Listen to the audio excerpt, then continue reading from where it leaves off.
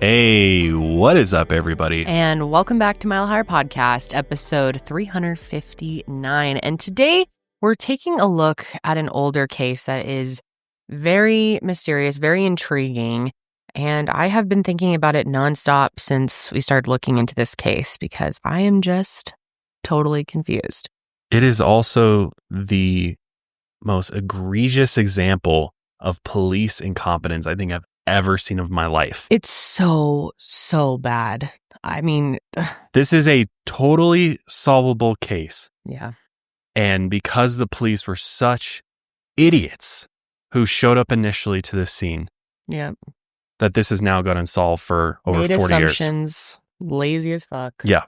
And likely there's a small chance that it will be solved at this point just because of how much time has passed and the fact that very little physical evidence was able to be gathered at the scene. And it really should have been a slam dunk.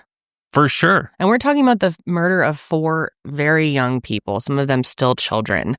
And it's actually so heartbreaking that these families still haven't had answers after all of this time. It's crazy because this occurred in 1978. We're talking about the Unsolved Burger Chef murders. Abducted out of a Burger Chef restaurant, which is like a McDonald's. Mm-hmm. We'll talk about it. And then found murdered. Yep. And no one has ever been brought to justice. Mm-mm. Absolutely insane. Maddening, really. But let's go ahead and get into it because there's a lot of information to cover. There's also quite a few theories, as you could probably imagine, as well as potential suspects in these murders. Also, though, real quick, I'm Kendall. Yes, my name has not changed. I'm Josh. And we are joined today by Tom and Ian. What's up? Thanks for joining us today, guys. Yeah. Tom's sitting in. Always love to have Tom here. So let's get into it, guys. I want to hear everyone's thoughts because this is definitely one where we're going to have to go through a lot of theories and discuss what we think. But I don't know. I feel like as much as I've thought through all of these, nothing just really has stayed with me as what I really think happened. Our case today unfolds in the small town of Speedway, Indiana, which is most famously known for the Indy 500 Speedway, of course. And this is really how the town got its name. But Speedway is a very interesting place because although it presents itself as sort of this like quiet, quaint, little small town, it's situated within Indianapolis and is really more so of a neighborhood within this large city than a town of its own. After the Indy 500 opened on August 14th, 1909, city planners wanted to construct a neighborhood close by for workers to service not only the racetrack, but also the multitude of all of these other manufacturing plants that found their way to the area following the demand that was created by all these races going on, as well as the auto industry that came with it. The area was laid out in 1912, and that's when it really took its name, Speedway, directly from the Indy 500. And not only was it an early example of a community that planned to serve industry, but it was also one of the first areas in the country whose roads were planned for cars rather than horses, which is really hard to wrap your head around that there was a time in our nation's history when roads were made for horses and carriages. That part threw me off so much. So this was like a big deal. They were Mm-hmm. like, no, this is auto industry's booming here. Mm-hmm. In 1926, the neighborhood was incorporated as an enclave within Indianapolis, and the small population of 1,420 climbed to 14,523 by 1970, with most families working at the nearby auto plants. And as I previously mentioned, while Speedway presented itself as a peaceful, typical small town, it's still within a major metro area. And of course, in any major metro area, there's going to be this undercurrent of crime that exists. In fact, large international drug trades actually operated out of Speedway alongside chop shop rings in which individuals would steal cars and sell them for parts to auto shops in the area. Kendall and I believe we used to live across the street from a chop shop. Oh, we 100% For sure. did. Mm-hmm. They were definitely bringing in new vehicles and taking them apart, and then they would just disappear from this garage across where we used to live. But anyways, Kirk Franklin, who was best friends with Burger Chef employee Mark Flemmonds, felt like Speedway was, quote, sort of a redneck town, and he thought that many of the people in the area were racist. He also said that Speedway cops were notorious for pulling over black people for absolutely no reason. So he and Mark would often walk home together to avoid harassment from the police and racial profiling, as well as just being harassed by racists. On top of that, in 1978, there were some crazier crimes going on around town. including a series of 4 random bombings, which made everyone paranoid, as you could probably imagine. And locals would come to know the event as the Speedway Bombings. And there'll be more on this here in a bit.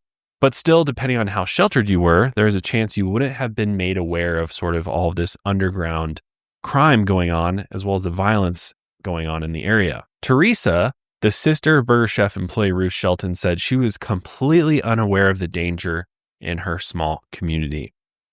Now, what is Burger Chef? We're talking about Burger Chef. It's kind of like McDonald's for many of us, including ourselves. We're not 40 plus at this point, but we don't remember Burger Chef at all. I had never even heard of it. I was surprised for how big they were. It used to be a fast food chain as large as McDonald's in the 70s. And it started right there in Indianapolis, which is crazy. It was founded in the 1950s, and Burger Chef basically invented the flame broiled burger technique that now has been adopted by Burger King. Burger King's like, yeah, we'll roll with that. Although I think it's debated on whether flame broiled burgers are better than flat top burgers. I don't think so. If I'll weigh in there, I prefer a flat top burger. But what's interesting is Burger Chef started as like these dudes invented a flame broiler. And so Burger Chef was just supposed to basically be like a tech demo for this broiler. And then it became so popular that they're like, oh, we'll just turn it into a restaurant. Interesting. So I don't really understand. What is flame broiled? Yeah. So you're basically putting a burger over an open flame. So over that's what like Burger King grill does, grates. Yeah, it's like a a conveyor over top of like open flame burners, basically. Oh, I didn't know that. Huh. So rather than just sticking a patty on a hot grill top and just like letting it sit there, this actually moves over the top of flames. So you're supposed to get kind of that flamey smoke taste. Are there actually people out there who prefer Burger King over McDonald's? Really? Fools. You, Tom, you're a Burger King? Yeah. Thomas. They both give me food poisoning every time I've gone to them. but I enjoy Burger King more personally. No way. It's the chicken fries, man. Okay, chicken fries. So you're not going for the burgers, you're going for the chicken. I like their burgers more too, to be honest. But my one so the thing about Burger King too that was different than McDonald's too is just the burger's bigger. Like if you get a Whopper, you're getting a thicker, bigger patty. They clearly, like, this is not Burger Chef, but Burger King clearly wanted to one up McDonald's, so they made bigger burgers. But I think it came with its own challenges. But anyways, Burger Chef, think of it like Burger King before Burger King. That's what it kind of seems like. It was like rivaling McDonald's back then. And I mean, still, it looks like a very nice burger restaurant. Like, we just don't see burger restaurants like this today, because it was like they give you your burger and then they'd have like a burger bar where you go and put all your toppings on. A workstation. So, yeah. Yeah. So instead of them doing it, you would do it yourself if you like ate in. And then I think they introduced a salad bar and like some of that kind of stuff later on. I would much prefer that. You never see that. No. Did you guys ever go to Burger King when they had like the salad? Like, have you ever been physically inside not Burger King, Pizza Hut, and they had the salad bar and everything inside? Yes, those were the days. Yeah. And the Parmesan on the table and everything. Oh, it was such a treat to go out. And then they had games there too. Yeah, it was like good times. Now it was like Pizza Planet. Dead. Now it's just a carry out location. Yeah, you can't go into what happened. And they had those red cups. You can still buy those online, but yeah, it's the urgent carification of everything in the world. Yeah, nobody's got time for going in there. Everything sucks now. It's so depressing. Anyways, life is great. But after 2 years, Burger Chef had over 40 locations across the Midwest. And then in 1972, they went from 40 to 1,200 nationwide, which was second only to McDonald's in terms of franchises. That's pretty nuts. That's massive expansion very, very quickly. So I tracked down some Burger Chef commercials from the 70s. Here's one. It just gives you an idea of a little bit more what we're talking about here. Open wide, America. Burger Chef's got thick, juicy, terrific burgers for you. 100% all beef. We really work hard to serve them hot and delicious, so you can take them to our work spot and make them taste even better, the way you want them. You're gonna love our burgers. Open wide, America. You never can forget. So American. You get more to like at Burger Chef. What was on the menu up there? Did it say she chef? It's the super chef. The super chef. That was their basically. It's actually pre Big Mac. It was basically a Big Mac before the Big Mac was even a thing. Can I see the opening of just the like this one? The menu? Yeah, the menu. Sorry, I forgot the word. Yeah. The menu. Open wide, America. Oh, so it's called the Big Chef. The big chef. The Big Chef. I see it. Okay. Yep. Wow. The Big Chef. That makes sense. We've They lost spelled our it way with as a S. society that we don't do commercials like this anymore. I know. It's like I know. And it's only getting worse from here with Yep. AI. There's not even going to be humans in commercials pretty soon, which is nuts. Again, everything sucks. We're losing our way here. Well, Burger Chef was also the first to introduce kids' meals, which we're big fans of kids' meals these days. No, we're not. Actually- Holly hates all fast food. No, she doesn't. Dude, anytime No, we've gotten she her a doesn't. kid's meal No. anywhere, she doesn't give a shit The about one any she of it. likes is Chick-fil-A.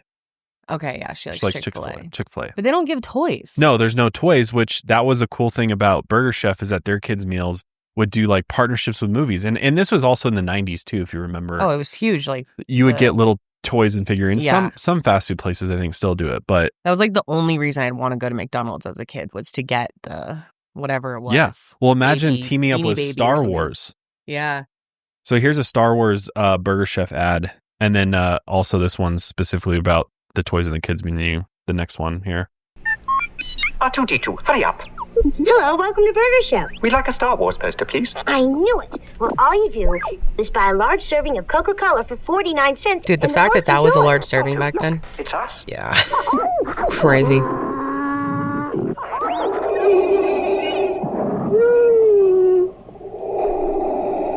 R2. It's so dark. You can barely see what's going on. Collect all 4 Star Wars posters only at Burger Chef. Well, and that's the key, too, is the idea of collecting to complete the collection. They Right. obviously have one that's more rare that they produce less of. So you want to keep going and try it, and you're going to get the same one over and over again. So you keep Kids are going to beg buying you.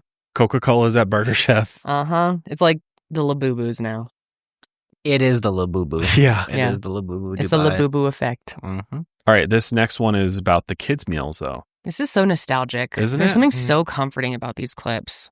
Burger Chef introduces Star Wars fun meals for your kids. A hamburger, all french fun. fries, and Coca-Cola. Imagine how much fun your kids will have. That's a legitimate toy. He's looks miserable. No, it really is.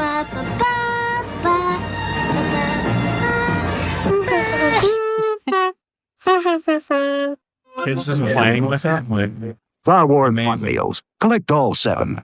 Only at Burger Chef. 7. Genius. It's good stuff. Ooh, is this Wendy's? Yeah, let's keep watching. I know. I just want to watch these commercials all day. Anyway. Well, there you have it. That's the Burger Chef's commercials. That's what was drawing people in. Mm-hmm. This episode's brought to you by a new sponsor, Homoglow. Homoglow makes getting your home cleaned easier than ever. I mean, nobody likes to clean. Actually, there are some people that like to clean. Let me take that back. But to do it week in, week out, maybe you've got kids, you've got pets, your house can get a mess real quick. And there's so many better things you could be doing than spending time cleaning your house.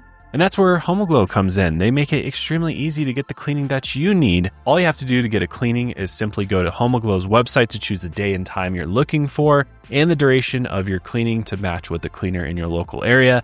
Schedule as quickly as this week or get something on the calendar for next month to check it off your to-do list early. You can also see photos and reviews of background checked cleaners before booking the right cleaner for you. The best part is they offer a Forever Clean membership, which saves you $30 an hour in all future cleanings. You can book unlimited cleanings starting at $19 an hour, backed by Homoglow's happiness guarantee. And Homoglow services are currently only available in the US. But this is a great service. Sometimes you might be daunting, be like, oh, I don't want to spend the time to find a reliable house cleaner. Maybe you've had bad experiences in the past. But this just makes it extremely simple. I'm excited to try this service because of just the simplicity of it and the customizations. You can really narrow down the pricing for it. It's not just one, fixed price. It really is customized based on how many rooms you have in your home, how many bathrooms you have, and the number of hours that you actually need cleaning for. And then the real reviews are there as well, which makes this a no-brainer when it comes to getting your home clean. So take home cleaning off your plate this summer by using HomeAglow. Head to homeaglow.com/milehigher to get your first 3 hours of cleaning for just $19. That's HomeAglow.com/milehigher. But by 1978, Burger Chef's quality was on the decline. After selling the restaurant to a larger firm, which isn't that the downfall of all restaurants these days? Freaking Chipotle. Private equity, man. Once private equity gets involved, everything goes downhill. Chipotle just gone, it's insane. Then you just reminisce about the good old days when you got proper portions at Chipotle. Well, that's kind of what was happening at Burger Chef. It was like, all of a sudden the quality's going down. These burgers are rubber, overcooked. The toys are gone, things. There was actually rumors going around that the meat was made with worms. So really cut their costs. They're like, nah, we won't do beef. Mealworm burgers. I feel like there's always a rumor like that about all the different chains. I think I've heard so many different things over the years. Or like how there was one that Taco Bell had like horse meat or like bones and stuff. Yeah. And it was just like whatever's left, like basically dog food. Yep. Well, still, the Speedway's Burger Chef on Marion Road was still a popular spot for teenagers and young people alike because it was situated next door to Dunkin' Donuts, another American icon. And across the street from that was the Galaxy nightclub, which this was a cool all-ages club. All-ages club. You don't see that very often. No, that's kind of cool. So kids would go hang out there, and then they would funnel over to the Burger Chef during the night. And this was the situation on November 17, 1978, when assistant manager Jayne Friedt, Mark Flemmonds, Daniel Davis, and Ruth Shelton clocked in for their final closing shift. So let's talk a little bit about these guys because they were much, much more beyond just being employees at Burger Chef. They really seem cool like people. Such a great bunch. It's just heartbreaking. So let's start with talking about Jayne, who was the assistant manager. And she was born on May 2nd, 1958, to her parents, George and Carolyn. And she had one sister and three brothers, including her other older brother, James, who we will talk about later on. He's very important to the case. But Jayne was described as a kind girl. And by the time she turned 20 in 1978, she had been working at Burger Chef since she was a student at Avon High School. So she really committed a lot of time there. She became trusted in the area, and she was shipped around to assist managers at various locations within and close to Indianapolis until she officially was offered a full-time assistant manager position at the Burger Chef in Speedway. Now, officially, Jayne had not been involved in any crime or serious drug use. However, some have said that she dabbled with marijuana from time to time, which obviously was like a way bigger deal back then. And others say that she didn't drink and was strongly opposed to drug use. So when it comes to that side of Jayne, there's just a big question mark there and kind of different stories from different people. Outside of work, Jayne seemed rather reserved. Alan Pruitt, who was a classmate of Jayne's in high school, thought that she was very sweet and had a big crush on her. And so he would try to impress her by going to the Burger Chef in the parking lot, and he would do donuts in his car to try and get her attention. Works every time, right? And he wasn't the only one who thought that Jayne was nice, as she had garnered the nickname Sweet Jayne from anyone who encountered her. But Jayne had been in an on and off relationship with her boyfriend Charlie and had spent the day with him on November 17th, 1978. And Charlie later said that he asked her what she wanted to do before her shift, and she said that she just wanted to cuddle with him on the couch until she had to leave her apartment for work. So she was living on her own at this point. Now, the first person who likely arrived at Burger Chef after Jayne would have been 17-year-old Ruth Shelton. And according to her younger sister, Teresa, Ruth was, quote, the perfect teenager. And she meant that because she was an honor roll student who never drank, she never did drugs, and she was known to be nice to everybody. She was described as very calm, but could become upset if she was pushed enough. Even in those situations, though, she would never get rude or angry with anyone. So she was just a very chill, nice person.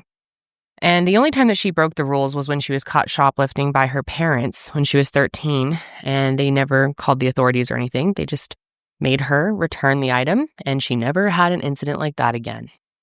Now, Ruth also was a constant journal keeper, and her mother, Rachel, said that her entries were mainly focused on how much fun that she was having in her fellowship group and how she was taking STEM classes after school in hopes of getting into a good college eventually. And she also talked about how much she loved her mom and her dad, and so heartbreaking. But one of her final diary entries included how excited she was to eventually turn 18 and finally become an adult.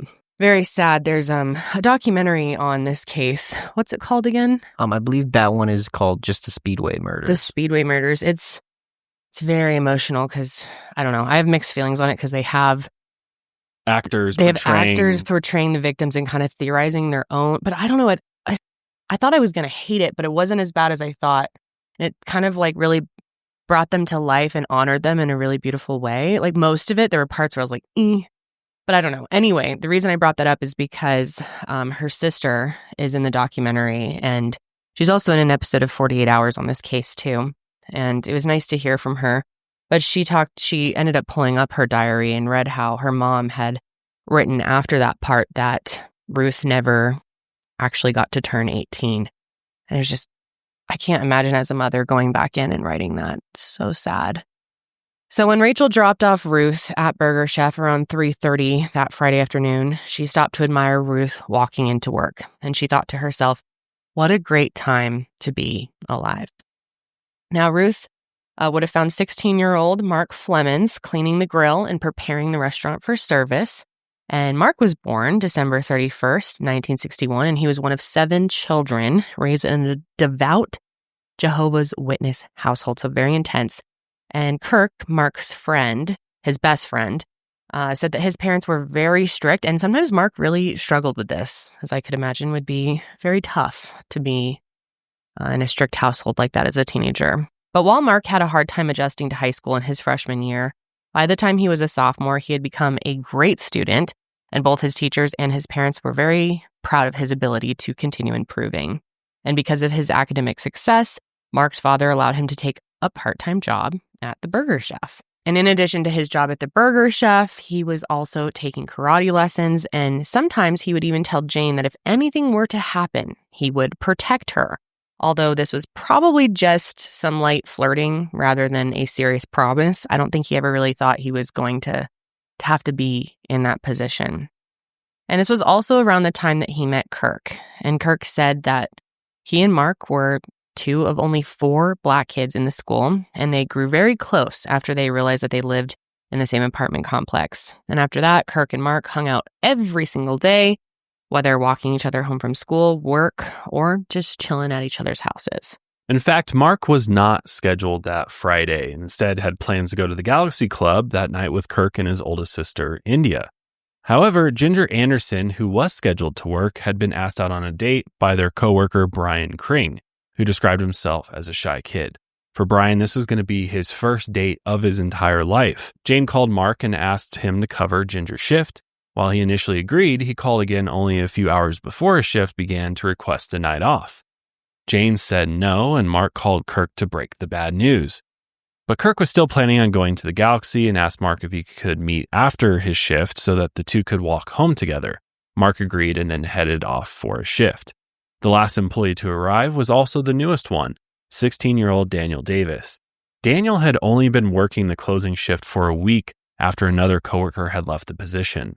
Daniel was also a good student who, according to his family, loved to laugh. His mother said that the first thing he'd say when he came home with a smile on his face was, "Hey, Ma." Daniel was passionate about photography and developed his photos in a darkroom that he and his parents had built together in his house. He was also a member of the Civil Air Patrol. If you're not familiar, that's a civilian auxiliary to the Air Force, a really cool program, actually, and loved building and painting model airplanes in his free time. Even though most of these kids worked 20 to 30 hours a week on top of school, they had never missed or even been late to a shift before. The owner of the Speedway Burger Chef said that they were truly an exceptional crew.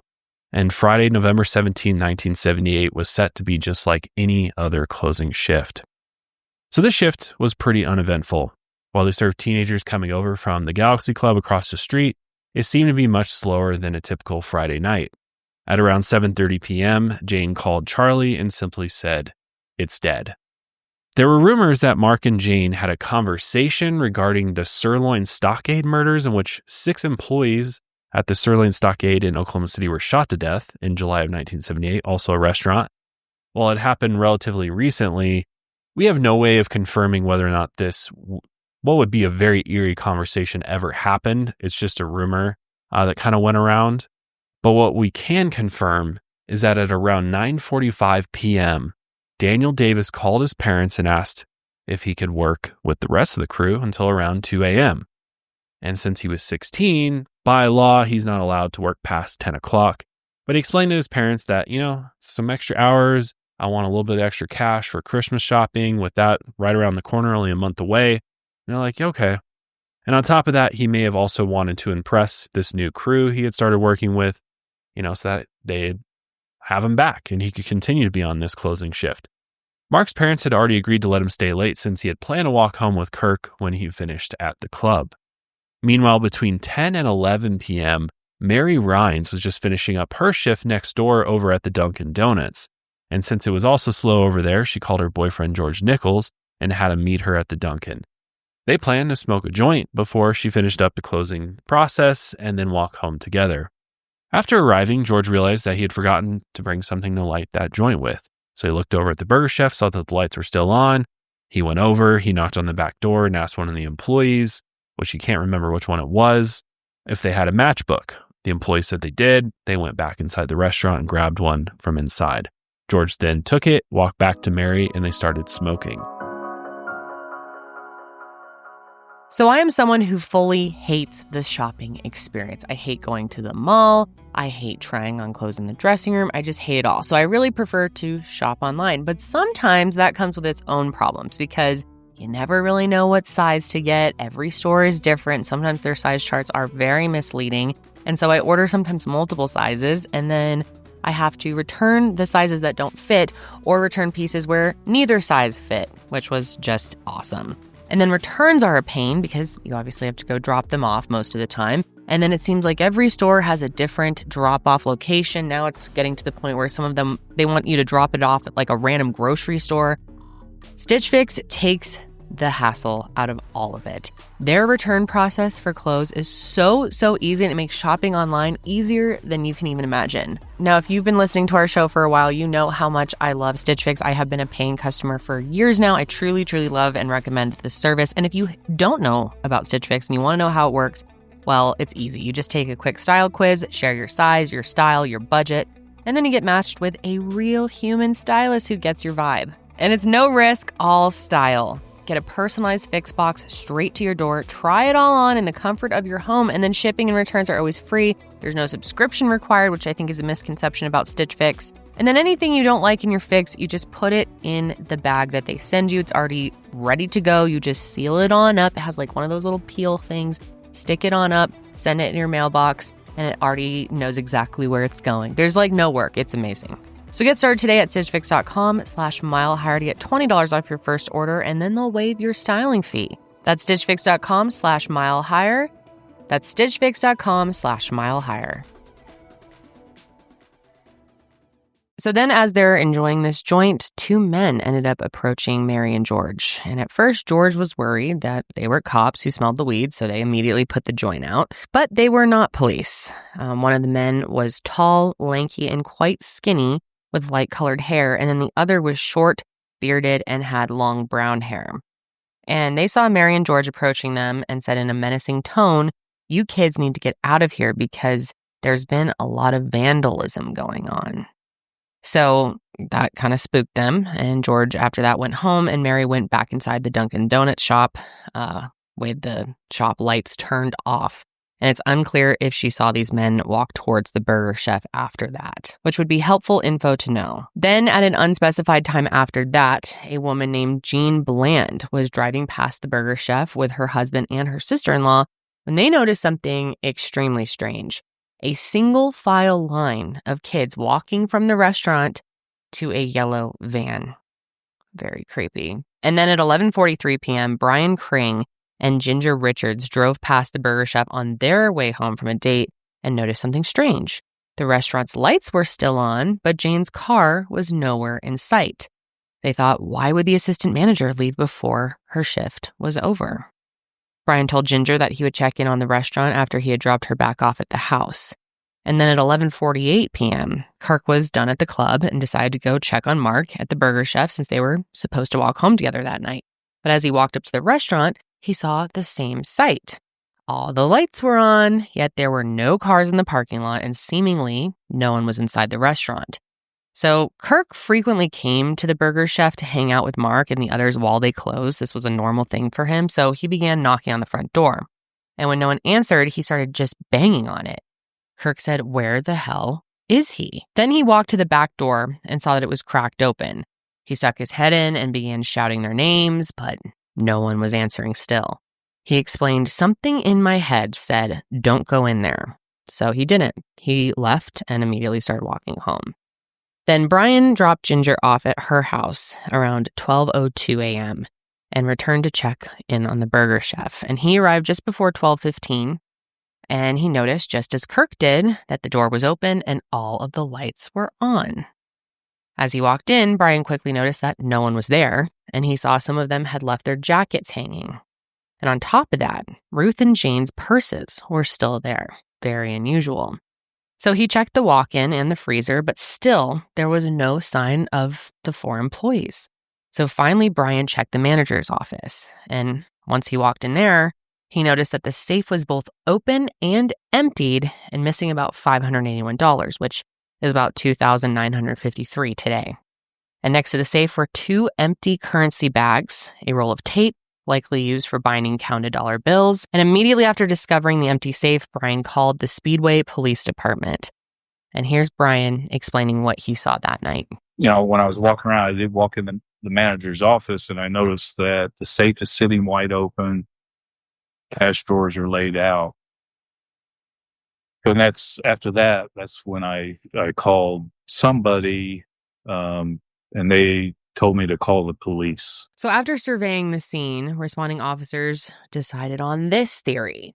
Wanting a fun night out, the 4 teenagers just decided to take all that money, and they left the restaurant unlocked because they're unresponsible teenagers, of course, and then they drove Jayne's car and left.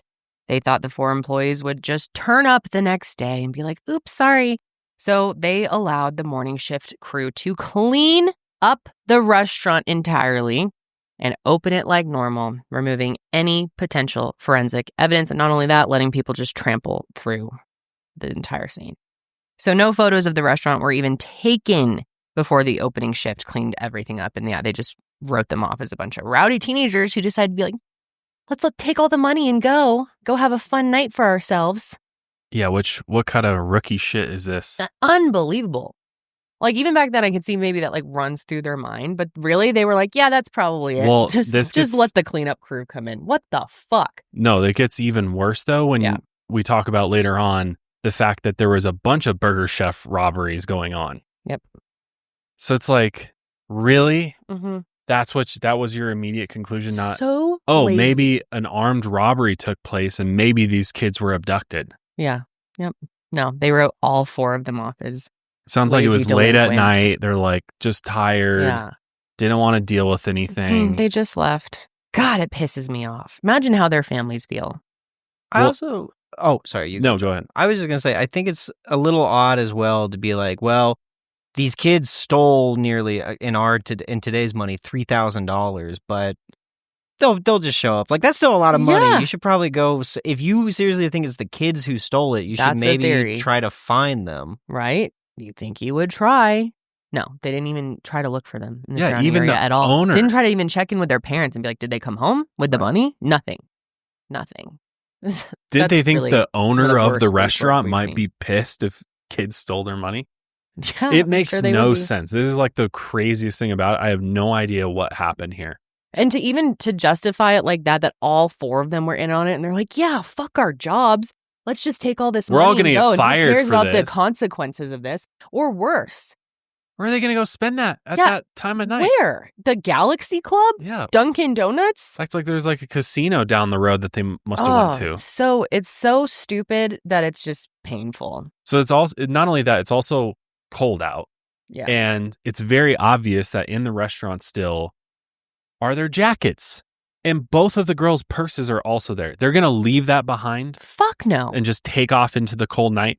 I don't think so. God, this might be up there with some of the worst police cases or police work we've ever seen. This might take the top because it's just garbage. So blatantly just negligent. All of them should have been fired for this. Anyone involved, just terrible. I cannot get over the fact that they sent in a cleaning crew. Yeah. I got to open the next day. Business as usual. The fuck? Let's bleach it all down. Makes no sense. Oh, it's so bad. It's so bad. This quote by Kirk is honestly sums up everything perfectly. Kirk said this, that investigators fumbled and bumbled that case all the way to hell. They did fumble and bumble it all the way to hell. 100%. Oh, it's just crazy. It really is. I mean, everybody pretty much, especially those close to, the 4 that are missing, thought this story was completely ludicrous. Teresa, Ruth's sister, pointed out that none of them are friends outside of work. Again, like Daniel was brand new to the shift too. So what? That doesn't make sense. They all went to different schools and they had different friend groups. Plus, at least Ruth had almost always tried to avoid trouble. And why would she just join her coworkers in a grand theft and then blow the cash together in a sleepy town at midnight? Oh, because they didn't even bother to look into who these people were. They didn't take the time to try and understand their personalities or ask anyone any questions about them. They just assumed because of their age. It's hard too they're because young and dumb, so they'll do it. It's also hard to remember that in the 70s and 80s, this kind of shit happened a lot. Oh, yeah. Where kids are just chalked up to runaways or just, they're just being kids. Kids are running around doing stupid things. That's why covering older cases sometimes just really pisses me off because I cannot believe how bad it was. I mean, don't get me wrong. It's still bad in a lot of cases now. Sometimes like shockingly bad for the time, but we don't see it this bad. I know. It's just like, yeah. Wow. It's next level. It's probably because nowadays you have so many ways to surveil where people went. You can't really make the same claim, unless you're in somewhere rural. It's like, yeah, they ran away, but it's like, we have traffic cameras, store cameras. Everyone has a cell phone, it's pretty hard to still go with as opposed to the 70s where cameras were new. Yeah, that's a good point. You can't make up a stupid theory like that without being expected to have some evidence. Yeah. But they still do oftentimes with teenagers. Even to this day, I cover cases where it's like, oh, they probably just ran away. Really? It's still an excuse used. Yeah, it's crazy. I mean, you still see some departments using the can't report your loved one missing for 48 hours. Yeah. Like I would have thought that'd be done years ago, but no. Yeah, it's crazy, man. No, the consistency of law enforcement across the country is shocking. I know. There's big problems. Well, this investigation really started ramping up when Jane's car was discovered abandoned 2 miles from the restaurant. And guess where it was parked? Across the street from the police station. Yep. Or within a few blocks, really. But nevertheless, it was near the police station, okay? And the driver's side door was locked and the passenger door was unlocked. Then Kirk was in his family's apartment when he heard one of Mark's sisters knocking on his window. She told him that Mark had been kidnapped. Kirk immediately walked down to the Burger Chef where he saw a large number of Speedway police officers on the scene. He tried to give them a statement about what he had seen the night before, but instead, they just started treating him like a suspect, of course. Perfect. Which just really sums up the police, at this point in time. But searches were organized on November 18th, started combing the areas surrounding Speedway and into rural Indiana, but still they weren't able to find anything. But then just after noon on November 19th, some hikers in Johnson County, which is about 20 miles away from Speedway, came across a very disturbing scene. First, the hikers found Ruth and Daniel lying side by side, face down on the ground. A few yards away, Jayne was also lying face down as if she had tried to flee. Mark was further down from her, lying on his back against a tree with his legs curled up behind him. Here is the footage of the police, the Speedway police, announcing they found their bodies. The Speedway Police Department and the Indiana State Police announced that the bodies of Jayne C. Friedt, age 20, Mark S. Flemmonds, age 17, Daniel R. Davis, age 16, Ruth E. Shelton, age 17, have been discovered late this afternoon in Johnson County, Indiana. Detective Jim Kramer, who we'll be talking about quite a bit in this episode, who was with the Indiana State Police at the time of the murders, was actually driving with his wife when he heard the news about the 4 bodies being discovered in Johnson County. And he said this about getting the news. He said, "You could have just hit me with a brick." When he arrived at the scene, Detective Kramer noticed several unique elements about these murders. For one, it is incredibly rare for homicides stemming from fast food robberies to take place at a location other than the restaurant. On top of that, the 4 victims were killed in 3 different ways. Ruth and Daniel were lying face down next to each other after being shot in the head and neck execution style. While investigators recovered .38 caliber bullets, the area had been cleared of all shell casings. Jayne was approximately 50 to 75 yards away, as if she had tried to run once the shooting started. She had been stabbed twice through the heart, with the force of the injury being so great that the hilt snapped off of the knife, and the blade was still lodged in her chest. It's so freaky to think about. Yeah. Mark was further down from her, lying against a tree, and it looked as though he had been beaten and sustained a large bruise on his face that had caused his nose to hemorrhage. He had drowned to death on his own blood.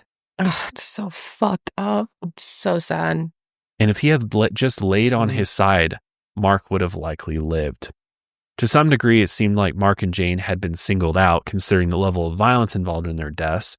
This led investigators and others to believe that there may have been a personal connection between the killers and one of them, or that Mark had just been treated with brutality due to his race.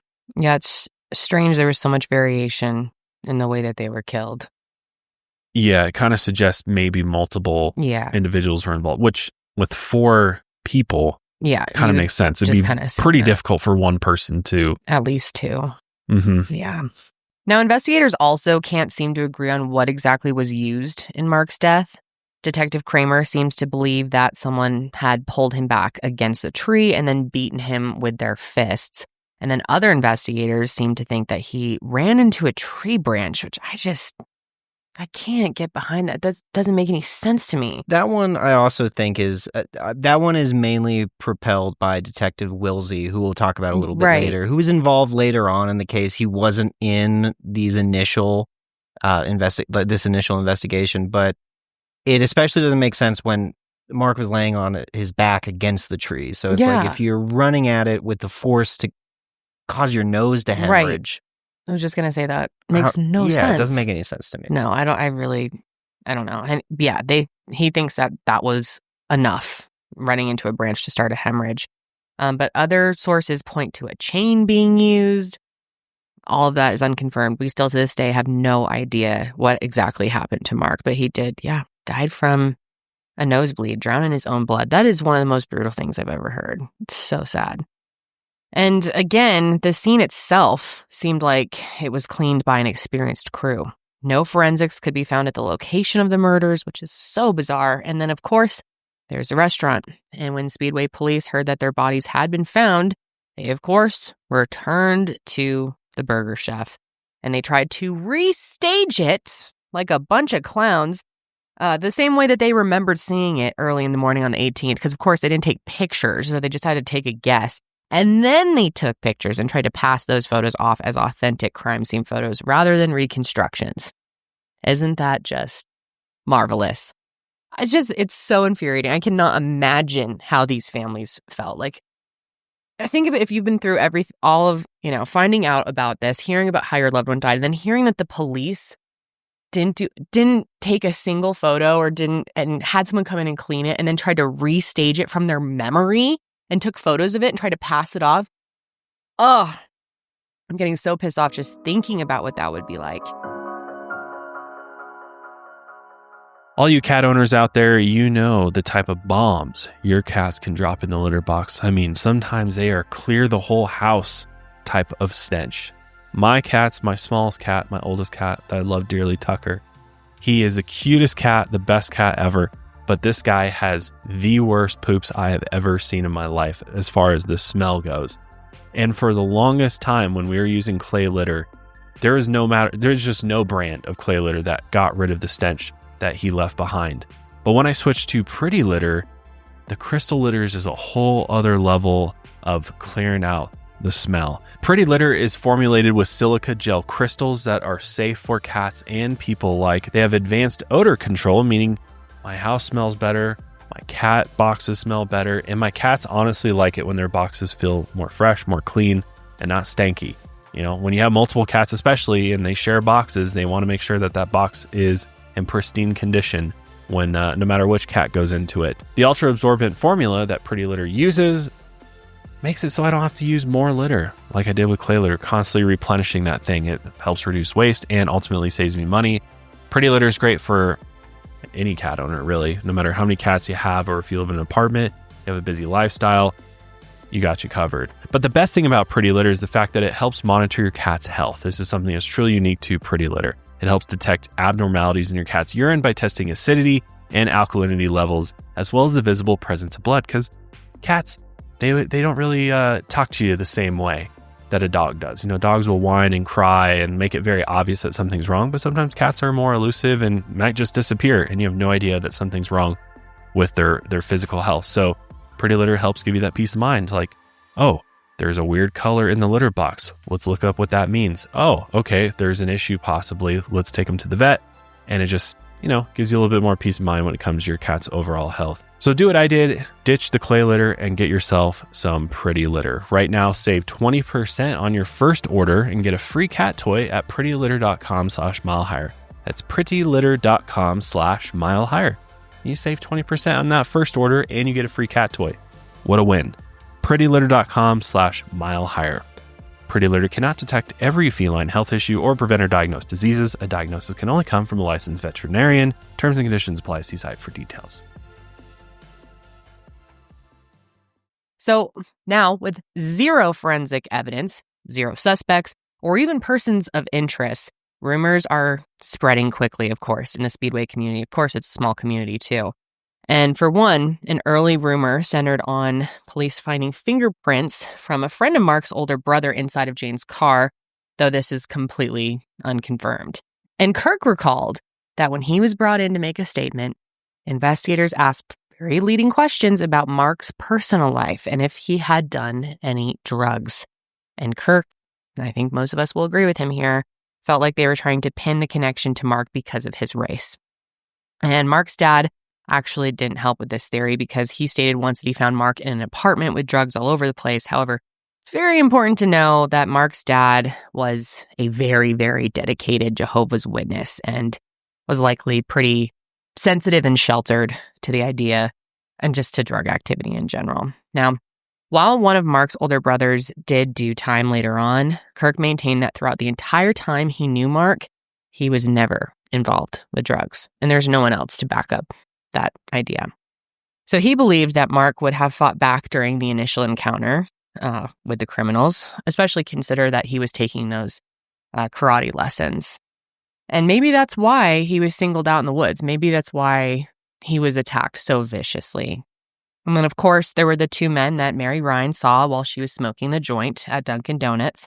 And a composite sketch was made of their description. And then they also, this is so strange, you never see this anymore. I don't know if I've ever covered a case that they've done this, but 2 life-sized clay busts of the men were made to help trigger anyone's memories. Have you ever seen that in a case before? No. These big, like, statues. No, and I can see why once I see these fucking pictures. Like, I know. They look like cartoon characters. That's just like a lot of time and energy for like I don't know. I don't know what that really gives you. It's all obviously coming from someone's memory. Yeah, they're scary looking. But of course, the Speedway Police Department and ISP were soon flooded with tips. I mean, everyone in Speedway was talking about it. And the FBI, which only got involved very early on with the case, focused on a tip that 2 disgruntled employees whom Jayne had fired after they were caught outside the restaurant doing something fireable, I guess, possibly drugs. But that's not confirmed. That's just a thought. But other tips included the possibility that Jayne had received threatening phone calls in the weeks leading up to the murder. But again, this could also not be confirmed. There's a lot of, theories and rumors that cannot be confirmed at all. There's also a rumor that an employee who was supposed to show up for the close actually arrived around the same time that Brian did. And Brian told the employee that he was going to call the police, and the employee left. However, Brian has not repeated this story in interviews since, so no idea on that one. However, a new theory, one still supported by some investigators, was beginning to take shape. And here it is. On November 18th, before the bodies were found, a man named David Cathart showed up to a bar in Greenwood, Indiana, telling everyone that he was with the group who did it, and even said that the victims had been released, unharmed. Investigators interrogated David about his claims, and David recanted. But he did reveal that he was a member of a robbery crew that had been targeting burger chefs in the weeks leading up to the murders. And he said that he and other members of the group had cased the Speedway location 5 times leading up to the murders. The most recent robbery had taken place 3 weeks before the murders, and they followed a similar MO to what Mary Rhines had witnessed that night. The men often parked at a distance, walked right up to the restaurant, robbed it, and then drove one of the employees' vehicles back to their car, left it there, which could explain, of course, why Jayne's car was found 2 miles away. And then 2 men, this is his real name, Greg Stanky and S.W. Wilkins, resembled the men modeled by the 3D busts. So let's talk about Greg Stanky and S.W. Wilkins, Josh. So this robbery crew had never gotten violent before. So what would have changed this time that they would go and murder 4 young people? Some investigators theorize that Jayne may have recognized them since S.W. Wilkins worked in Avon and Jayne used to work at the Burger Chef there. But still, this is entirely circumstantial and relies on the slim chance that Jayne and one of the perpetrators may have recognized one another. Plus, S.W. Wilkins and Greg Stanky both lived 2 miles away from the murder site. Well, that means they would have known the area quite well because the area that the bodies were found was a very specific location. This wasn't somewhere just random. Somebody would have to know where to find this spot. So why would they drive the victims closer to where they lived if they in fact committed the murders? It's possible, but in many cases it's kind of unlikely. While there was never enough evidence to convict any of these men of the crime, a new lead developed that some investigators still believe is the truth. In 1984, Detective Mel Wilsey received a call that an inmate at the Pendleton Correctional Facility was ready to confess to the Burger Chef murders. Donald Wayne Forrester. He was in prison serving a 95-year sentence for raping a woman in Hamilton County. He was about to be transferred to the state prison in Michigan City, which was notoriously rough, especially for sex offenders. So maybe some incentive to give some information to potentially not go there. Investigators said he would not have been transferred if his confession had been thoroughly checked out. Wilsey taped the first confession and learned that Donald had grown up in Johnson County and knew the murder location as a makeout spot for local teenagers. He was living in Speedway at the time of the murders as well, after having been released for a prior rape conviction. Donald said that Jayne Friedt's brother, James, owed money from a drug deal, which worked since James was also currently in prison on a drug conviction. Donald said he and other associates went to the Burger Chef to intimidate Jayne. However, things went sideways when Mark tried to fight them off and smacked his head on their van's bumper. Fearing that Mark was dead, Donald and the others drove them to Johnson County to get rid of any witnesses. Donald's ex-wife also claimed that they returned to the scene the next day to clean up the shell casings before they flushed them down the toilet, and Donald said he owned a .38 caliber firearm. Now, this is where the disagreements between investigators began. Detective Wilsey believed that Donald knew details only the killer would know. Detective Kramer said they asked him leading questions, especially regarding the knife hilt that would have given away the information. However, the biggest disagreement came when investigators learned that the house Donald lived in at the time of the murders was on a septic tank. And so if you flush shell casings down the toilet, all of that's going to go into a septic tank, and so they should still be there. So what did investigators do? Well, they got a search warrant, and they went into the septic tank, and in fact, they found the shell casings in there. However, while Detective Wilsey and some sources claim that they found .38 caliber casings, lead detective Jim Kramer said that they only found .22 caliber casings. So there's some discrepancy there. At this point, at least for Detective Kramer, the whole confession fell apart because it's not the right caliber. On top of that, one of the men Donald claimed assisted in the robbery was actually in jail at the time of the crime, which I think is a little bit more convincing as far as this guy likely was not involved, just trying to make himself involved to hopefully get, not transferred to that prison he didn't want to go to. Detective Wilsey claimed that Donald recanted his confession after it was leaked to the media, and the DA didn't want to pursue charges because he was already serving what would be a life sentence later on.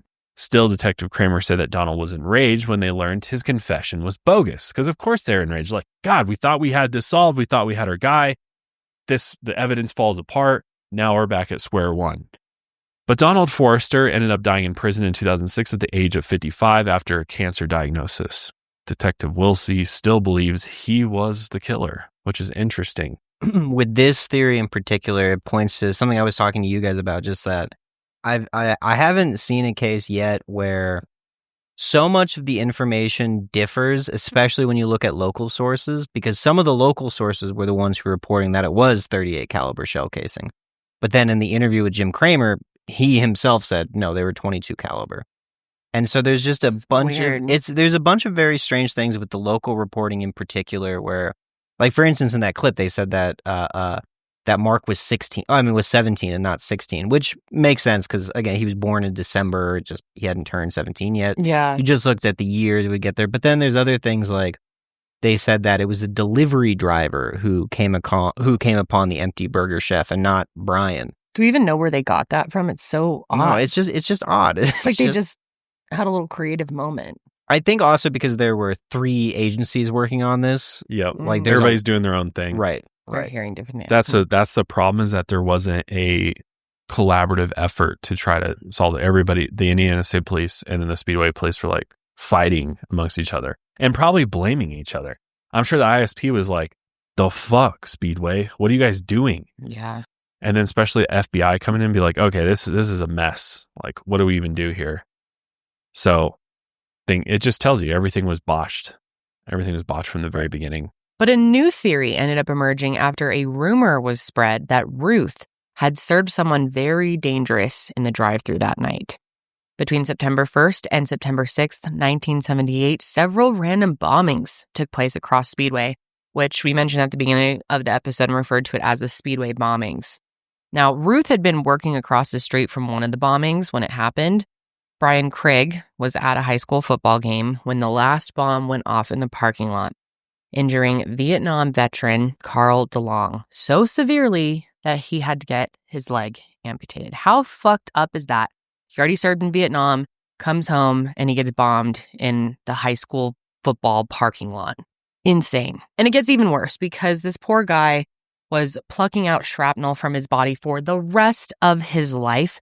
And eventually he just committed suicide due to the trauma of the bombing and then also his experiences in the war. So just an absolute tragedy. Then on September 20th, 27-year-old health restaurant owner Brett Kimberlin, strange fella, was arrested after he attempted to gain government credentials illegally. Brett had been impersonating a government official to ship thousands of pounds of marijuana worldwide. And when Speedway Police Department searched his home, they found explosive material and timers that were similar to the ones used in the Speedway bombings. However, he wouldn't be indicted on this charge for many years while investigators tried to find a motive for him. Now, the initial motive revolved around the murder of 64-year-old Julia Cyphers, who was shot to death in her home on July 28, 1978. Julia's daughter, Sandra, had a relationship with Brett and worked at his restaurant, actually. But Julia, quote, violently disapproved of their relationship as he seemed to have a strange affection towards her other preteen daughter. Disgusting. Investigators allege that Brett convinced his associate, William Bowman, to commit the murder.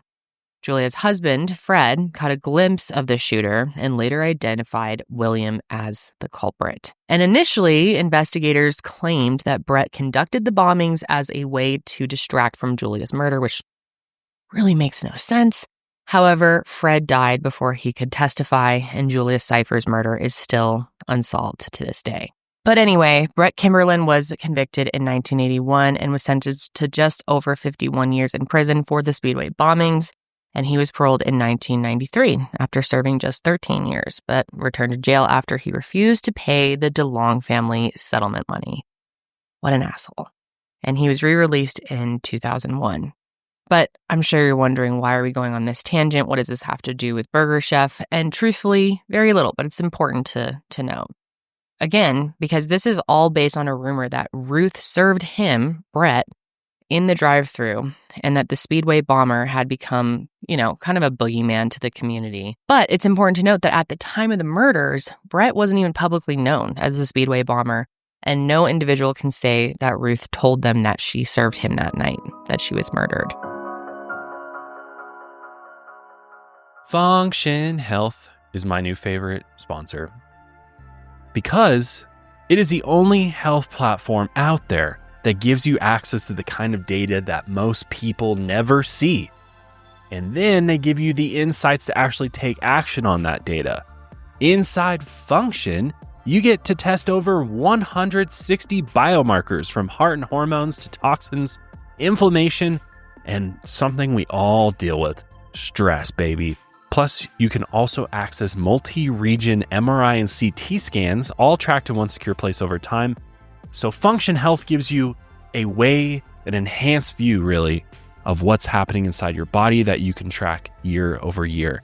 And so I actually tried this service myself personally. And I must say, I'm a big fan of Function Health because my health's in check. I got some really great lab results. You give some blood, they run it through the labs, they send you your results via their beautiful platform. And I gotta say, I got a lot of data going on here. I'm waiting for the clinician to summarize it for me and give me a more complete overview of what this data actually means. But the categories are extensive.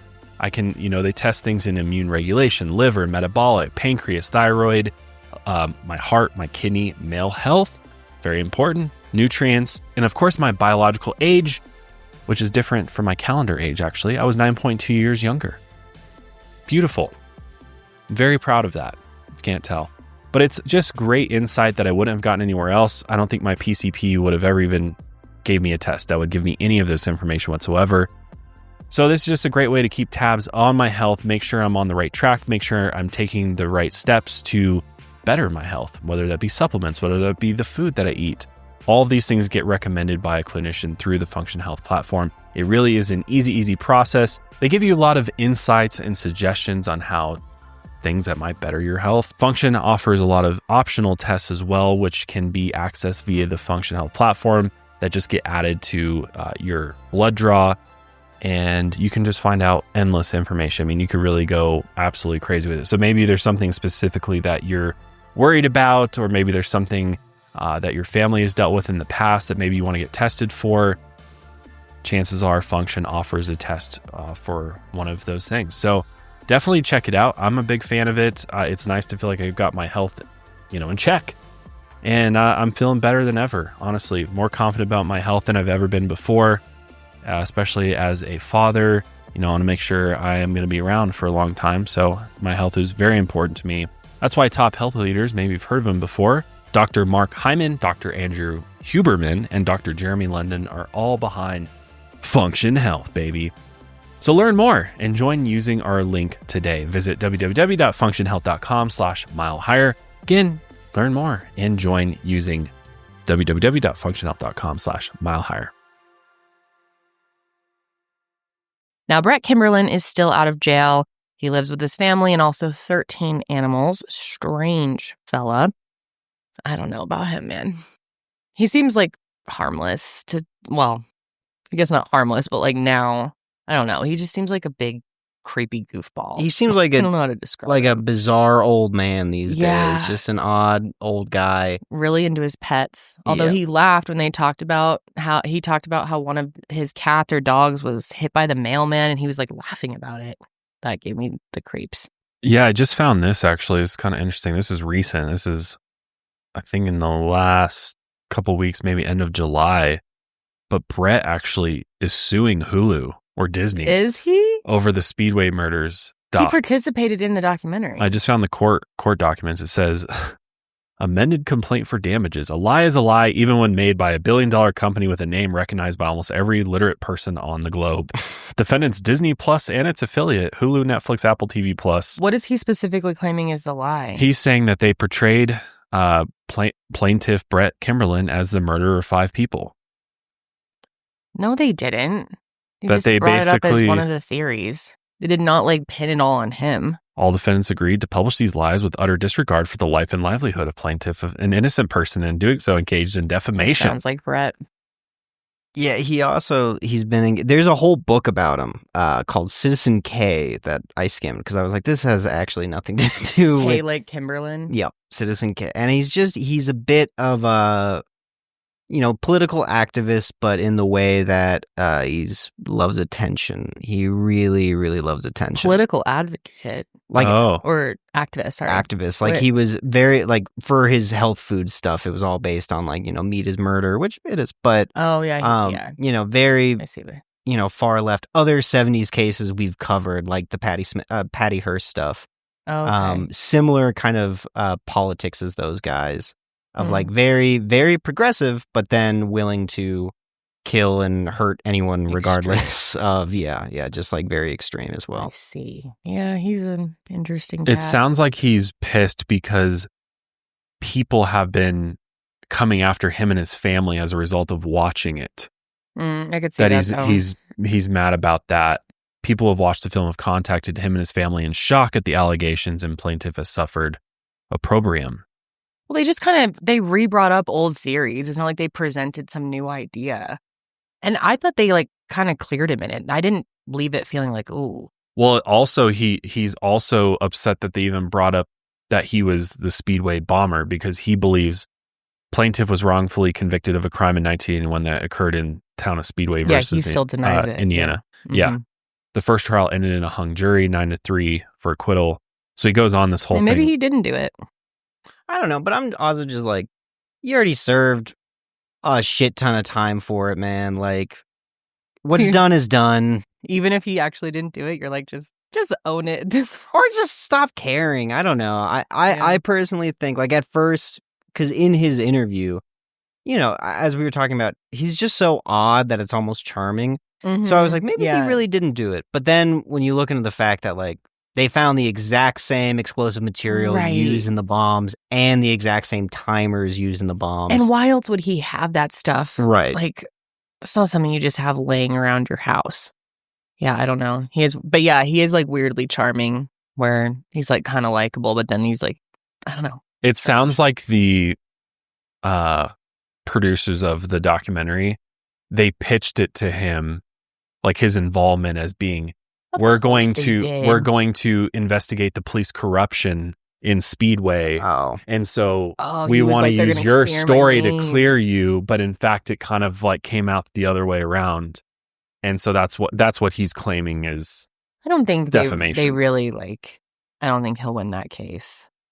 Yeah, it looks like, I don't know, it may have already been removed or something. I don't know what the current status of it is, but I don't know. Just thought that was interesting. Well, let's very clearly say that there is no evidence that points to Brett as the killer of these kids. And I will also say I really strongly don't believe he is.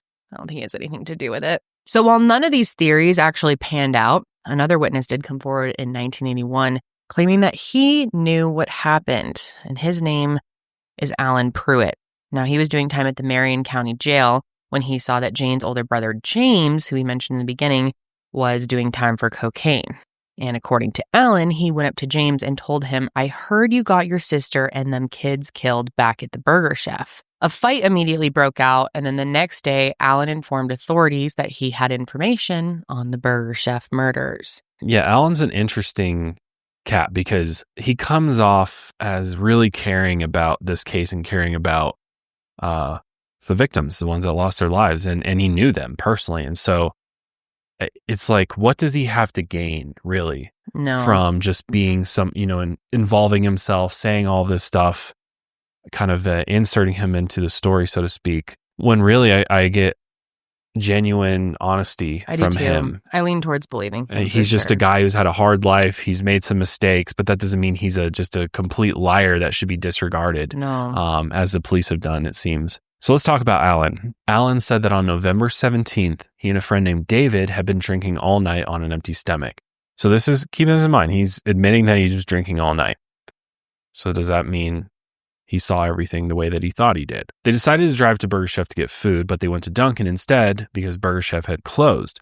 While having a cigarette out front, Alan saw two men he knew, Tim Willoughby and Jeff Reed, and they drove up to the Burger Chef in an orange van. They carried Mark out by the collar of his shirt and slammed him on the hood of the van. Jeff was arguing with Jayne, and then Jayne told him, and he remembers this, "Fuck you, motherfucker." Now, Alan knew these two men because they were both involved in a chop shop ring, and Jeff was a known drug enforcer while Tim was a coke dealer. So clearly two bad dudes. Now, this went along with another rumor that Jayne had gotten involved with her older brother's cocaine dealing and was using the Burger Chef bathroom as a drug drop. Ginger said that after she had lost her wallet in the restaurant, she had found it in the bathroom ceiling tile, which made her think that this is where the handoff would take place. Other employees later said Jayne would leave for about 20 minutes. Potentially, we're not sure what she'd do, but some theorize that she would get high or she would sell and then return in a different mood. Of course, this is unconfirmed, but this is coming from other ex-Burger Chef employees that worked with her. Alan said that Tim started letting Jayne deal for him, but she had started pocketing the cash, and he and Jeff had showed up that night to intimidate them. But similar to Donald's story, they were not expecting Mark to fight back. Then, according to Alan, the next day he saw Jeff, Tim, and Tim's girlfriend, Mary Ann Higginbotham, driving the same orange van he had seen the night before. Alan then asked them what the hell was up at the Burger Chef last night, and Tim asked him if he wanted to drive around and smoke some weed. Alan agreed and got into the back of the van. While driving, Alan noticed that they were carrying a nickel-plated .38 caliber handgun. Mary looked like she had been crying and said to Alan, "I think they're going to kill me." And Tim smacked her from the passenger seat. The van pulled over by the Devil's Backbone Bridge, and all four began walking by the creek. Mary Ann told Alan to run, and he did. And as he fled the scene, he heard a gunshot ring out, and that was the end of that day. But then 7 months later, a teenage boy found Mary Ann's body hidden inside a 55-gallon drum near that bridge. Tim Willoughby has just been missing ever since Mary Ann's murder, and her case is still unsolved. So this whole story to me, in the context of what happened at the Burger Chef and also knowing all this additional information about Jayne's brother, Jayne, potential activities, Alan's series of events makes a lot of sense to me. Do I believe it 100%? No, because still missing physical evidence and connections, but I think it's probably one of the most plausible theories in this case. But again, that's if you take Alan's word for it. He was intoxicated. He was smoking weed. I mean, how clear can your head be, really? Alan said that he hadn't gone to the police before because Jeff was threatening his whole family. So Jeff was a really bad dude. And by all accounts, it sounds like he's like an enforcer / hitman, basically, for this drug gang. And he would seriously hurt you, if not kill you. He was definitely capable of that. And so Alan was legitimately scared that if he snitched on him, that he would come after him and his whole family. The next time he saw Jeff after the Devil's Backbone incident, Jeff pointed a gun at him and said, "You know what's going to happen if you run your mouth." That seems believable to me as well. However, Alan's story wasn't corroborated at this time, and Detective Jim Kramer didn't know if he was a witness to the Burger Chef murders, or maybe he was even a suspect. Maybe this is just a whole cover story, or he's trying to pin it on these guys, and they're not involved at all. This would be a convenient sort of story to concoct to pass blame, right? If Alan had something to do with it, maybe Alan, I don't know, maybe something happened with him. I guess potentially, yeah. I also think with Jim and Alan, they're kind of a lover's quarrel. No, but like the whole situation with them is like, you know, Alan was certainly kind of a known entity within Speedway at the time as kind of a ne'er-do-well as well. Not that he was selling drugs or anything, but you know, he was doing donuts. He was getting drunk and high all day. Donuts. Like Dunkin' Donuts, but I think, you know, I think Jim had this preconceived notion of Alan as like a bad kid. And so he's already in jail doing time for drugs, and all of a sudden he has this new information. I think Jim just kind of finds it hard to believe. Even though I'm with you, I think Alan's story sounds right to me. Yeah, which, definitely be bias on police for that. You know what I mean? Mm-hmm. And maybe he knows him better than we do, obviously. I mean, he's there. And so maybe he knows more information from past experiences and encounters with Alan. It feels hard to like really say. Or Alan does kind of seem like the guy who tells wild stories for attention. You know what I mean? Who's like always got some wild thing to say to get attention from people. So maybe it's something like that too. But Alan referred to Detective Kramer as a dick. Said Detective Kramer said that Alan did not come across as overly intelligent. So there you go. There's that relationship. So one of the things that Detective Kramer brings up, though, is that Alan's story changed all the time, which, we all know police, they want consistent stories to establish true timelines, things like that. If your story changes all the time, probably not telling the truth or the full truth, I was right? going to say that's fair. Fair, yeah, right. Sometimes they drove off with a Jayne's car. Other times they didn't. Sometimes the van was yellow. Sometimes it was orange. So it kind of changed. Little details like that changed quite a bit, which is definitely raises some eyebrows. But Alan actually took a polygraph and he claimed he passed. But Detective Kramer said he failed miserably. And Alan then said, they gave me truth serum. And Detective Kramer actually kind of laughs at this. He's like, obviously I didn't give you truth serum. Awesome.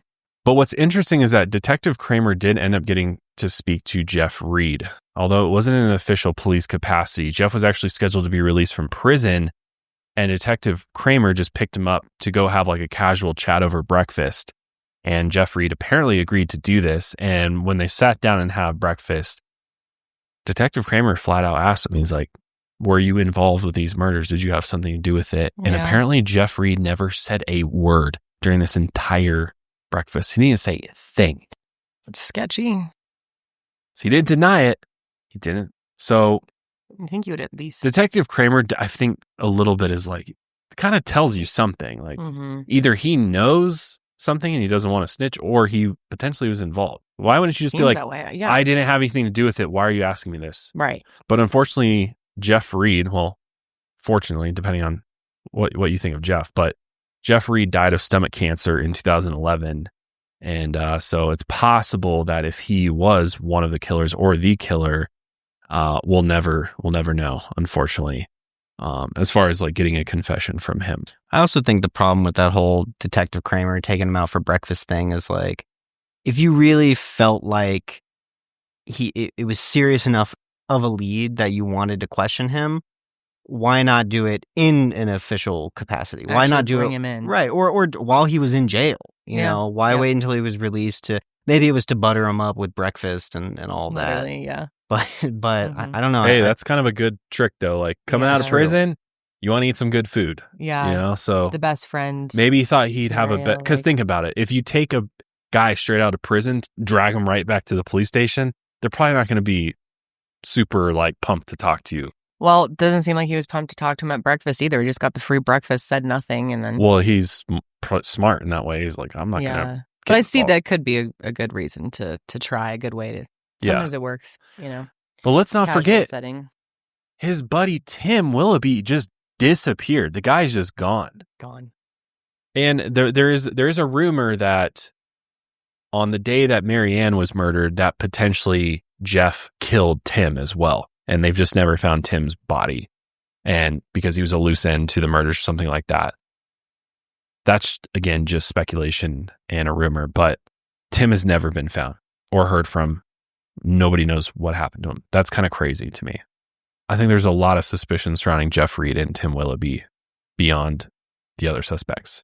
So kind of summed everything up. Investigators never really believed Alan's story, and neither Jeff nor Tim officially owned an orange van. So that's the thing is, you dig into it a little bit more as an investigator, you're going to go look, see what kind of vehicles did they own. Does that line up with what Alan saw? If it did, I think they would have been like, oh, okay, this theory has more credence, but there is nothing else there that really ties Tim and Jeff to these murders here. But another associate of theirs recently came forward and said that Jeff had confessed to him. Tim Boyer was a close friend of Jeff Fried's and called Jeff the mayor of the snake pit.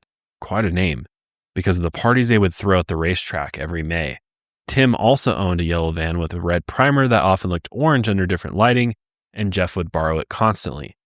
Interestingly enough, the witnesses who saw the van, Jayne and Alan, both said the van was different colors, but Tim's van would appear orange, yellow, or dark rusted color, depending on the lighting conditions. In fact, there's footage from a news team of a man pulling up to the Burger Chef 3 days after the murders in an orange van. The man refused to be interviewed and was identified as Jeff Friedt by Alan and as the bearded man seen by other witnesses. That's pretty compelling if true. Jeff told Jim that on the night of the 17th, when he was driving by Burger Chef, he saw Jayne's car and knew she owed Tim money. Mark came running when they went in to intimidate her, and Jeff smacked him in the face with a baseball bat. And fearing that he had actually killed Mark, he stored him in his van and told the other employees to wait in the cooler while he collected his thoughts. He then called one of the other members of the Chop Shop ring to collect Jayne's car and drove the kids to the field where he initially planned to just let them run free, but something went wrong. One of them tried to assault him, and so he ended up killing all 4. Jeff then dropped the weapons and shell casings in a bag and dumped it in a field, and currently that field is a parking lot for a department store. But again, with no forensics or direct evidence to tie Jeff to the murder, this case is still unsolved to this day because we just all have hearsay at this point. So things went downhill for Burger Chef after the murders, and it wasn't just because of the bad press, from the murders. It was also just because of, like we said, rumors of bad quality and everything else. So eventually Burger Chef was sold to Hardee's, and most locations were shut down or converted. The last location was in Tennessee, and it closed its doors in 1996. The Speedway Burger Chef building was demolished just last year, 2024, and it housed a few other businesses but largely remained abandoned. And here's a clip that features family members of Jayne and Ruth who are happy with the building finally coming down. And I can imagine why. It'd be really tough to continue to see that up, especially abandoned and creepy looking. That was where that they were taken from. But both family and friends of Ruth and Jayne agree they're ready to see the building replaced with something else. I'm very thankful that the building is going to be removed because I feel that it has affected the entire community. Well, every time you go by, you think of Jayne. Yeah. That's the thing. Yeah, it should have came down it should have came down immediately. 4 people lost their lives there. Yeah. But Teresa says even if the building goes away, the memories will always be there. I feel that it has affected the entire community and will bring a little bit of peace. But even with that, there's always going to be, you're always going to know that this is where it was. That's never going to go away. I totally understand that, though, to drive past that building every day or whatever it is and just know what happened there. Yeah, it's interesting that, I guess it's just not easy to always up and leave, but it would be really hard to remain in the area. I was surprised that so many of them have stayed. But Ruth's sister, Teresa, right? Yeah. She's just been such a great advocate for all of them and has been so outspoken, and I really like her. I really feel for her. I feel for all of them. It's just terrible. So Alan Pruitt passed away in 2022. However, the other witnesses are still alive. Mark's best friend, Kirk Franklin, said that he would defend him until I'm in my grave. He said that all the victims were cool people and it tore my heart right out of my body. Kirk also seems like a really cool dude. Detective Wilsey still believes that Donald Forrester was the murderer, but Jim Kramer disagrees. He said that he still thinks about this case every day, and he said, I apologize to the families for not being successful. That would be tough. They ended up building a memorial for the 4 victims in 2018, with each victim receiving a plaque that honored their life and a tree in their honor as well. And Ruth's family said that her tree means that her life has not been forgotten. Here's Ruth's family talking about what life has been like without her. It's been 35 years, but Teresa Jeffries can't forget losing her older sister and the chill in the air. When fall hits, when the weather starts getting cold again, the day after she was buried was Thanksgiving. I have 2 children alive and 1 in heaven. Together, sister and mother share family memories. The dress Ruth wore in the family photo. The last dress that my grandmother had made for her. And a high school ring are keepsakes they'll cherish. She was my only sister. I idolized her. I wanted to be just as happy and go lucky as she was. Jeffrey says she still has nightmares thinking about how her sister and the 3 other Burger Chef employees were brutally murdered. I honestly believe that it will never be solved. Yeah, unfortunately, I agree with her. I don't think this case is ever going to be solved, and I hate that. I hope I'm wrong. It just seems like, I don't know, they fucked up so bad in the beginning.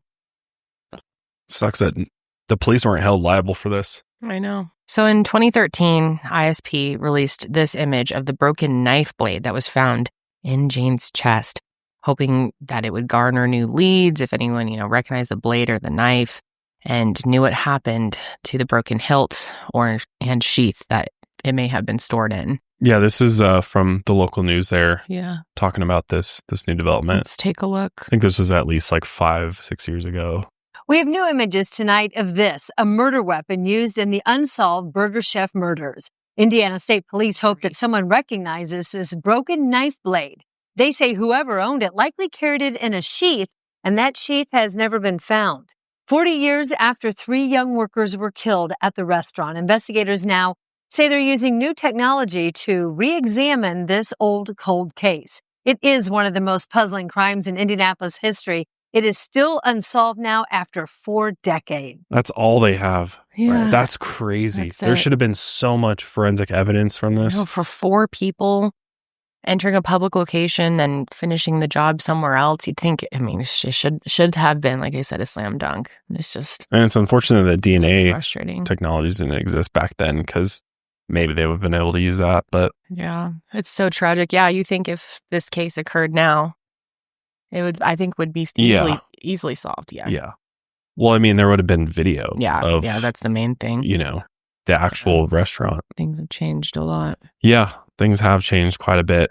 These older cold cases can just it just feels so depressing. Yeah. It kind of reminded me a little bit of Griselle, the Griselle murder, subway murders. Oh, yeah. Here in Colorado. Yes. Kind of a similar type of situation, potentially a drug deal gone bad or some type of drug-related activity, because those 2 were shot execution style as well. Yep. But they were killed in the restaurant versus these guys were taken from the restaurant, which is just so really bizarre. Weird. Yeah. Very, very, very strange. I mean, there's still a possibility that could be somebody not even named. It could have been somebody random, a potential crime of opportunity. I mean, there's so many other scenarios that could have happened here that just were completely missed. Yeah. I mean, they never even interviewed. I can't believe they didn't take the time to interview the witness who saw the 4 of them walking into the van in single file line. They did nothing. No. They literally did nothing. And all of their evidence was cleaned. And this should have been a solve case for sure. Yeah. So yeah, I don't know. And it's interesting too that you don't hear the investigators talking about, well, what happened? Well, why'd they make that call? Why was it mishandled so bad? And I think a lot of them don't have explanations for it, and it's different. Just kind of like the time period, I guess. Yeah. I mean, this was the time period of Ted Bundy and stuff like this. It was just such a different world back then. In the way that they still feel like they weren't handling murder cases in many places very well. No. And just didn't have the experience or know how to do it properly. So, but if you do have any information regarding the 1978 Burger Chef murders, you're asked to call the Indiana State Police. The case is still open with any tips or information at 317-899-8510 or 317-899-8508. But yeah, this is a really, really tough one, man. It's really... I guess you just got to try and keep hope alive. Yeah. I think the most likely, although it can't be confirmed, is what Alan Pruitt's saying happened with Tim Willoughby and Jeff Friedt. It makes the most sense based on everything that we know and what we know about the people involved. Yeah, but I would agree. It makes the most sense, but I don't know. None of it. I don't know. But there's so much still left we don't know. There's still so many other potential theories that could be valid. Just we're missing the evidence or information. What do you guys think?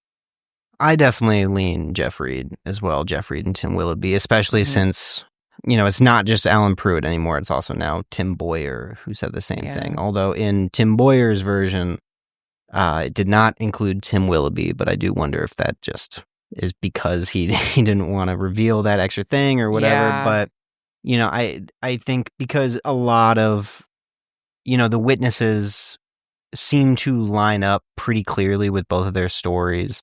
Especially when we talk about, like, one guy was tall, lanky with fair hair. The other guy was short, bearded with long brown hair. Like, it matches up to those two individuals quite well. Yeah. But again, they're all inconsistent. There's not a single one where it's like, boom, especially it's got to be this dude.